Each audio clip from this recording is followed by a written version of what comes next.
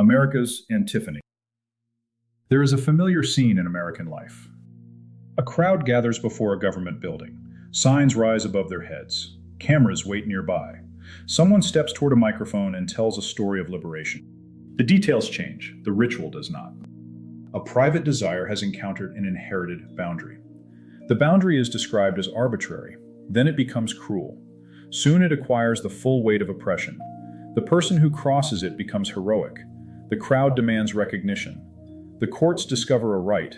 The state, which had once preserved the boundary, turns around and punishes those who still honor it. At the end, the rebels become officials. Their banners enter the courthouse. Their slogans appear in school books. Their private desire becomes a public command. Yet they continue speaking as rebels. That is the peculiar genius of the American political order. It allows power to wear the costume of resistance. A movement can command universities, corporations, courts, foundations, publishers, and much of the federal government, while still presenting itself as a band of brave fugitives fleeing an oppressive village council. The costume matters. Americans distrust rulers. We adore rebels. Power must therefore approach us wearing torn sleeves and carrying a protest sign. Once dressed for the part, it can demand almost anything. The rebellion becomes sacred. Its opponents become profane. America was born through revolt against a king. That statement alone proves little.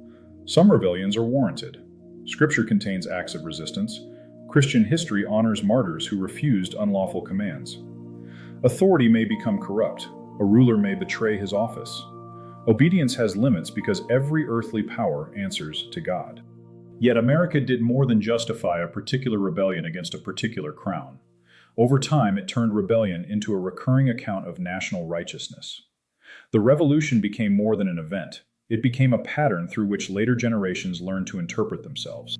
The rebel stands innocent. The boundary stands accused. Freedom supplies the verdict. This pattern has become America's antiphony. An epiphany reveals the divine. An antiphony reveals the rival sacred order. It places a false light before the soul and calls that light holy. The American antiphony presents the sovereign self. It reveals man released from every bond he did not personally choose. Family, sex, custom, inherited duty, and even the body may be summoned before his private tribunal. The self sits as judge. Desire gives testimony. The state executes the sentence. Many conservatives see individual battles within this pattern. They notice that marriage has been redefined. They see schools challenging parental authority. They watch speech codes harden into professional rules. They sense that old customs have become suspicious. Yet they often fail to identify the theology beneath these events. They call the problem hypocrisy, or judicial activism, or cultural Marxism, or bad manners at the faculty lounge, which is rarely innocent but cannot bear quite that much explanatory weight. The deeper problem concerns the sacred. Every political order protects something that it treats as beyond ordinary bargaining. Medieval Christendom placed the sacred beyond man. Modern liberalism gradually placed it within man, then narrowed it further until the sovereign choosing self occupied the sanctuary. Rights became the language of this new sanctity. A right was once understood within a moral order. It named a just claim arising from one's nature, duties, station, or relation to others. A father possessed certain rights because he bore certain duties. Property carried rights because stewardship required authority. The church possessed liberties because her mission came from Christ rather than Caesar. Modern rights drifted away from these bonds. They became instruments through which desire could escape judgment. Instead of asking whether a desire served the good, the modern order asked whether anyone had sufficient authority to prevent its expression. That reversal changed everything. Freedom ceased to mean the trained ability to pursue the good. It came to mean release from unwanted restraint. The first view treats freedom as a power requiring formation. The second treats freedom as empty territory surrounding the will. Under the older Christian view, a musician becomes free at the piano through discipline. He submits his hands to scales. He accepts the authority of harmony. He repeats difficult passages until his fingers obey reason rather than impulse. The rules do not imprison his music. They make music possible. Modern freedom resembles a pianist who declares the keys oppressive because they produce fixed notes. He is free to strike anything, He may even receive tenure for the resulting noise. Yet he has lost the authority required to make beauty. Political life follows the same law. A people gains freedom through moral formation. Citizens learn restraint. Rulers learn justice. Families transmit duties. Worship turns desire toward God. Law names the boundaries within which common life can grow. When freedom loses its purpose, power does not disappear, it migrates. The father loses authority. The school gains it. The priest loses authority. The therapist gains it. The town loses authority. The distant administrator gains it. The old boundary vanishes, then returns as a regulation written by someone whom no citizen has met. Liberalism promises emancipation from authority. In practice, it transfers authority from visible relationships to remote systems. The local ruler can be confronted. The system issues a case number. Christian thought begins elsewhere. All authority comes from God. That does not render every ruler righteous. It places every ruler under judgment. A king cannot claim divinity because kingship is a vocation received from above. A father cannot rule his household as a private tyrant because fatherhood has an appointed end. A priest cannot make the altar his possession because the mysteries belong to Christ. Authority is rightful when it serves the good proper to its office. St. Paul tells us that the ruler is God's servant for our good. Christ tells Pilate that his authority was given from above.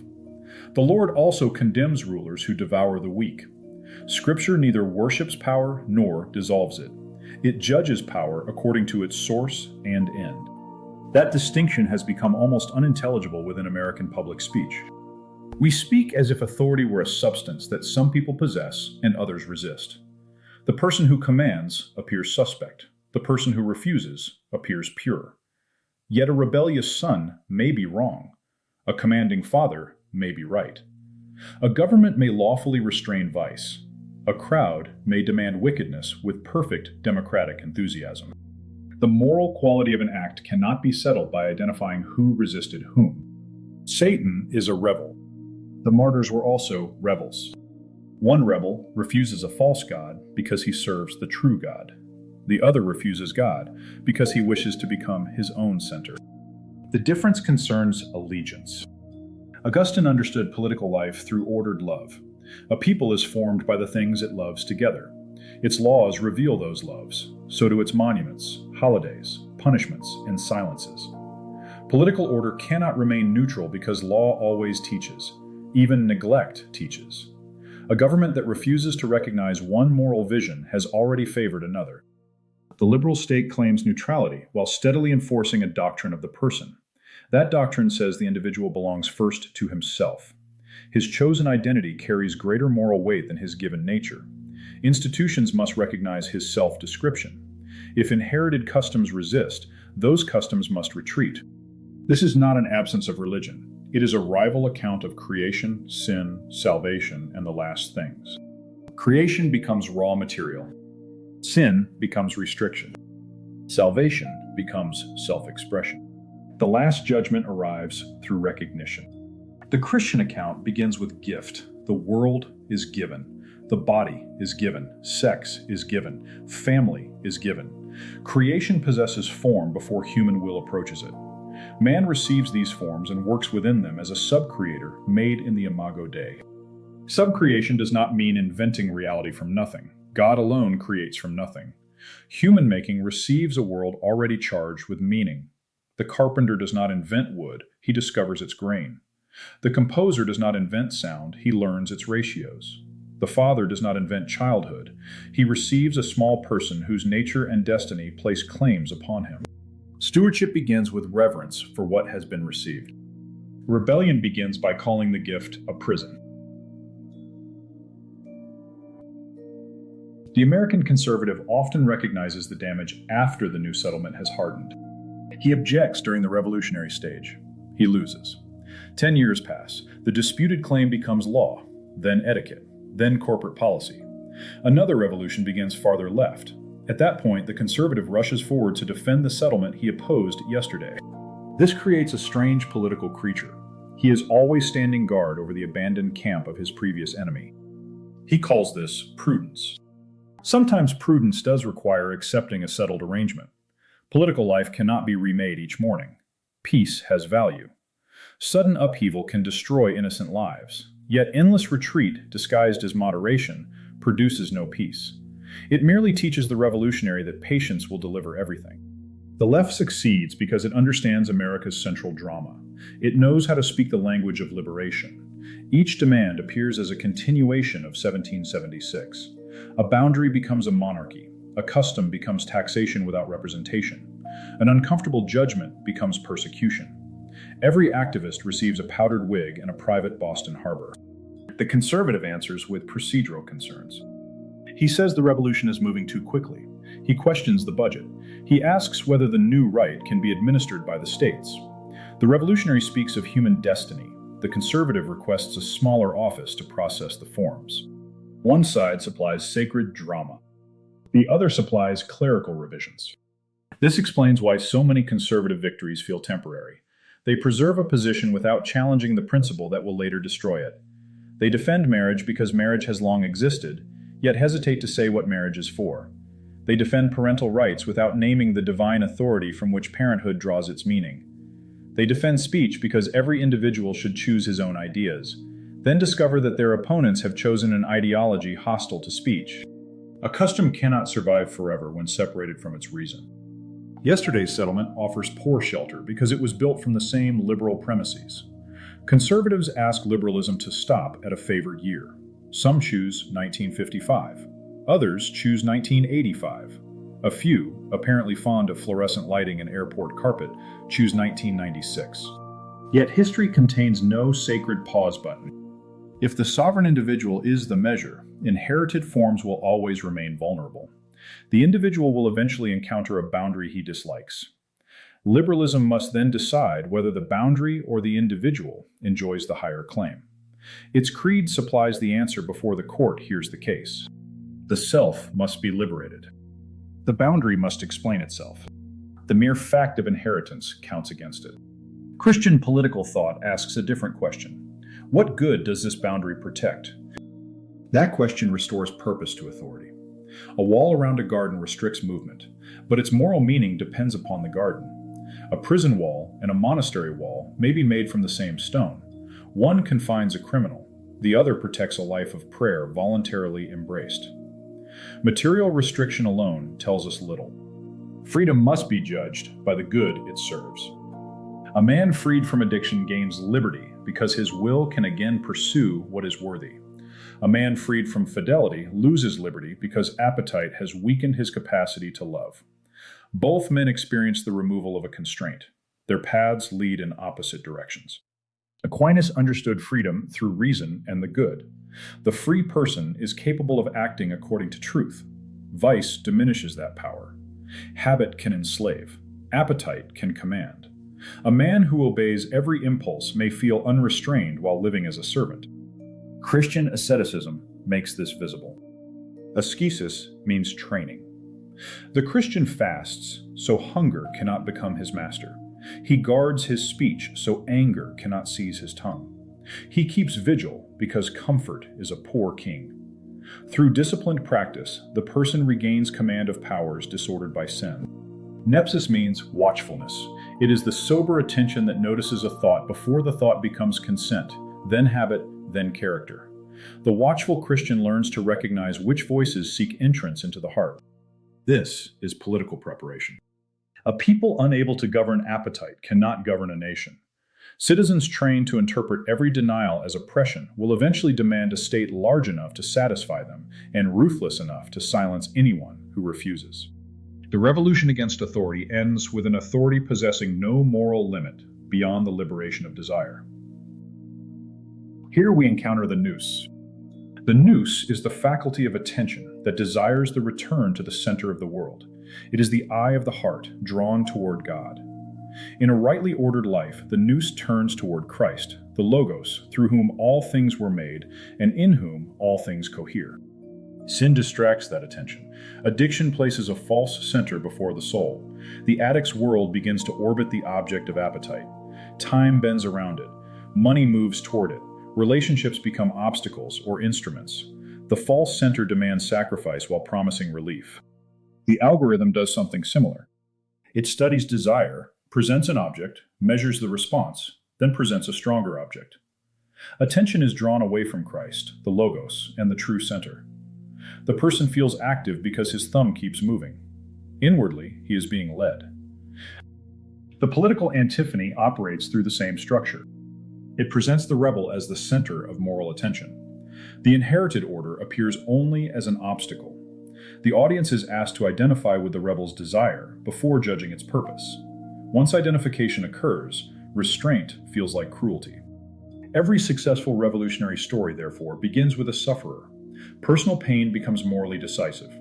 The account may contain genuine suffering, many do. Yet suffering alone cannot reveal what justice requires. Pain can accompany righteousness. It can also accompany frustrated appetite. A child suffers when corrected. An addict suffers during withdrawal. A criminal may suffer under judgment. Christ suffers on the cross. No serious moral order can treat suffering as self-interpreting. The cross gives suffering its proper center. Christ's pain is neither self-expression nor a demand for recognition. It is obedience offered in love. He refuses the rebellion of Adam. In Gethsemane, the human will does not enthrone itself. Not my will, but yours be done.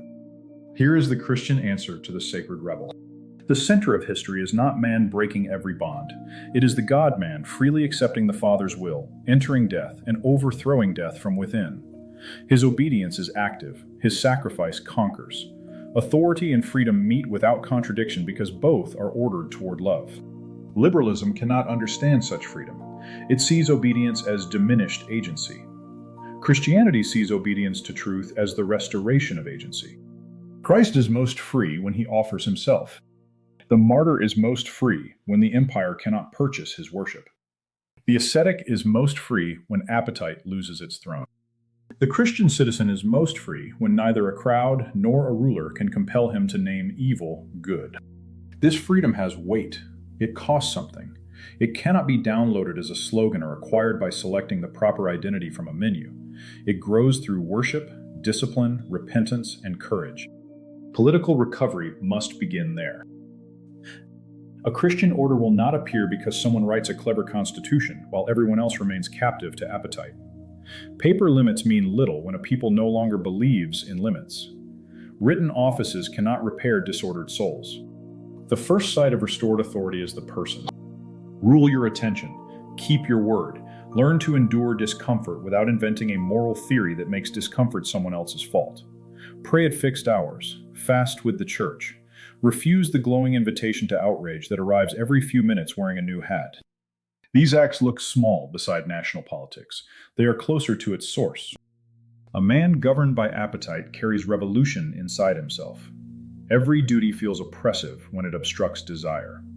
His employer becomes a tyrant. His family becomes a burden. His church becomes judgmental.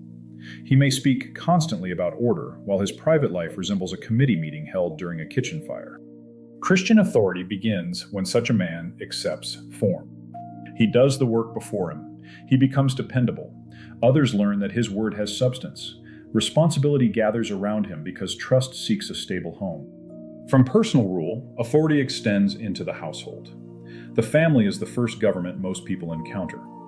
It teaches whether authority means sacrifice or appetite. A father who commands others while refusing hardship trains his children to despise rule. A father who bears weight teaches that authority can be honorable. His rule should have a visible end. He seeks the good of those entrusted to him. He guards the home so that prayer, education, hospitality, and craft can flourish there. He does not ask the state to ratify every preference. He builds customs with enough depth to outlast fashion. The household then becomes capable of friendship with other households. This matters because isolated families remain weak. The liberal order prefers individuals who relate directly to large systems. A person shops alone, votes alone, streams alone, complains alone, and submits his trouble to an online portal. Each person appears autonomous while depending upon machinery he cannot direct. Christian social power grows through thick association. A parish can become more than a room used for Sunday worship. It can form people who know one another's competence and character. A tradesman finds an apprentice. A young family finds counsel. An elderly parishioner retains a place of honor. Needs become known before they become emergencies. Such authority should remain personal where possible. A known person answers for a decision. Mercy can perceive circumstances. Judgment can distinguish weakness from defiance. Remote systems flatten these differences because the form cannot look into a face. The Christian recovery of authority must therefore be local before it becomes national. This does not mean retreating into a picturesque village and waiting for Washington to misplace our address. National power remains real. Law shapes life. Christians must seek offices, administer public goods, write policy, teach, build, and govern. Yet political power, without prior formation, becomes another costume worn by liberal desire.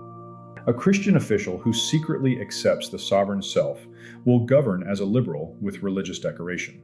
He may open meetings with prayer and then preserve the machinery that dissolves the household.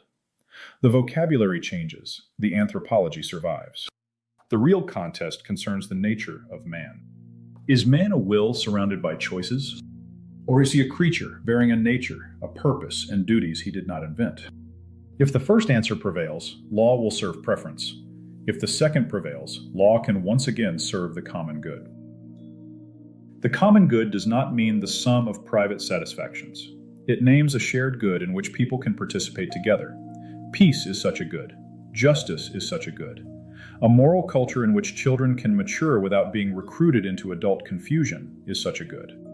Because the common good is shared, authority must sometimes restrain choices that injure. This statement frightens modern conservatives. They have been trained to believe that any public judgment of the good leads straight to tyranny. Yet the current order already judges. It already restrains. It merely does so in service to another moral vision. A school that forbids Christian prayer while requiring ideological affirmations has made a theological choice. A corporation that disciplines traditional speech while advertising liberation has selected its sacred object. A court that overrides inherited law in the name of autonomy has judged which vision of man deserves public force. Neutrality is the velvet curtain behind which the established creed changes clothes. Christians should stop asking whether law will enforce morality. It always does. The serious questions concern which morality, toward what end, under whose authority, and within what limits. Those limits matter. A Christian account of authority contains restraints that liberalism often lacks. The ruler answers to natural law. He must respect the proper authority of household and church. He may not command sin. He may not treat persons as raw matter. His office exists for the common good rather than private glory. Subsidiarity keeps action near the people capable of carrying it. A distant government should not absorb duties proper to the family, parish, town, or guild. Higher authority intervenes when lower authority cannot secure a necessary good. It should then restore order without permanently consuming the smaller body. This creates a layered society. Authority does not belong exclusively to the state. It resides in offices shaped by purpose. The father rules as father. The bishop rules as bishop. The magistrate rules as magistrate. Each possesses real authority. Each encounters a boundary. Liberalism weakened these intermediate authorities because they obstruct the direct relation between sovereign individual and sovereign state. The state emancipated the individual from the small body. The emancipated individual then required the state to protect him from every small body. The partnership grew quietly. Soon the state stood enormous, surrounded by people who called themselves free because no neighbor could tell them what to do. A Christian politics must repair the bodies between person and state. That work will take years. Good. Anything able to survive history usually requires more than a weekend conference and a handsome logo. America's revolutionary inheritance does not condemn the nation to endless revolt. An inheritance can be judged. It can be purified. Elements within it can be placed inside a higher order. Courage, self-government, suspicion of arbitrary rule, and a willingness to resist tyranny can serve the good when they cease orbiting the sovereign self. The task is neither national self-hatred nor patriotic mythology. Christians need enough gratitude to honor what was good and enough honesty to name what was disordered. We can admire courage without sanctifying rebellion. We can cherish our country without treating its founding drama as revelation. Nations are mortal communities under providence. They are worthy of love. They are incapable of salvation. America does not need another reenactment of its antiphony. It needs an epiphany. It needs to see authority made righteous through service, freedom made substantial through virtue, and power made honorable through sacrifice. Such a vision will not arrive first through argument. It must become visible in Christian lives. Let the household reveal it. Let children see a father whose rule costs him comfort. Let them see a mother whose care gives the home its memory and rhythm. Let guests encounter a table where abundance becomes hospitality rather than display. Let prayer stand at the center, fixing the household's attention upon the Logos. Let the parish reveal it. Let authority teach, correct, forgive, and guard. Let beauty announce that matter can bear glory. Incense rises, icons look back. Bread and wine become the meeting place of heaven and earth. Here, freedom does not flee form. It enters form and becomes radiant. Let Christian work reveal it. The builder gives shape to shelter. The teacher directs attention toward truth. The magistrate renders judgment without hatred. Each vocation becomes stewardship when received as an office beneath God. This is subcreation. Man receives order, then gives it local form. He takes wood and builds a table around which a family can remain a family. He takes law and protects the conditions of common life. He takes speech and names reality faithfully. He takes authority and makes obedience intelligible by ruling for the good. Such acts may seem ordinary. That is their majesty. Civilizations depend upon ordinary faithfulness repeated until it becomes custom. Custom repeated with love becomes culture. Culture given form through law becomes order. The revolutionary wants a spectacular rupture. The Christian should prefer faithful construction. Revolt can happen in an afternoon. Authority takes years to deserve. America has spent generations teaching its people to identify holiness with resistance. The rebel approaches the microphone already haloed. The boundary enters the scene already condemned. Desire presents itself as destiny. The state kneels before the new revelation, then orders everyone else to kneel. Christians must break the spell. Rebellion is not sacred. Authority is not inherently wicked. Freedom is not empty choice. Every desire carries an end. Every boundary protects or distorts some good. Every authority answers to a higher throne. The Christian asks what a thing serves. Does this freedom lead toward truth? Does this boundary protect human flourishing? Does this ruler serve the good proper to his office? Does this act return attention to Christ, or does it establish another center before the soul? These questions recover moral judgment from the theater of rebellion. They also recover hope. Our task does not require recreating a vanished decade. The past cannot govern the living. Nor should Christians become curators of liberalism's earlier exhibits, dusting the display cases while the building changes hands. A greater work stands before us. We must form people capable of freedom because they can rule desire. We must build households capable of authority because they accept sacrifice. We must strengthen parishes capable of forming attention because they worship at the true center. We must prepare rulers who understand that office is stewardship beneath judgment. The work will be slow. Seeds often are. Yet beneath the noise of each new liberation, people remain hungry for form. They want marriages that endure. They want leaders whose words mean something. They want homes that feel rooted and worship that touches eternity. They want authority they can honor without surrendering conscience. The liberal order cannot answer that hunger because its founding appetite dissolves the forms through which belonging becomes possible. Christianity can answer it. Christ does not flatter the sovereign self. He calls the person by name, then calls him out of himself. He orders love. He restores sight. He places freedom within truth and authority beneath God. At the center of the world stands neither the rebel nor the ruler. Christ stands there. The Logos holds creation together. The king receives his crown beneath him. The father receives his household beneath him. The craftsman receives his material beneath him. The citizen receives his country beneath him. When these gifts return to their proper center, authority can become honorable again. Freedom can regain direction. Political life can become more than a contest between yesterday's revolution and tomorrow's. Then the American antiphony begins to fade. A truer revelation takes its place. Man is not saved by escaping every bond. He becomes free through communion with the good. He does not attain greatness by enthroning desire. He attains it through ordered love, courageous service, and fidelity to what God has placed within his care. There lies the path toward Christian order. There lies the recovery of agency. There lies a freedom worthy of the name. And through faithful human action, through discipline, craft, courage, and subcreation, the glory of God becomes visible within the material world. This has been the Swan Throne, Christian order for the age to come.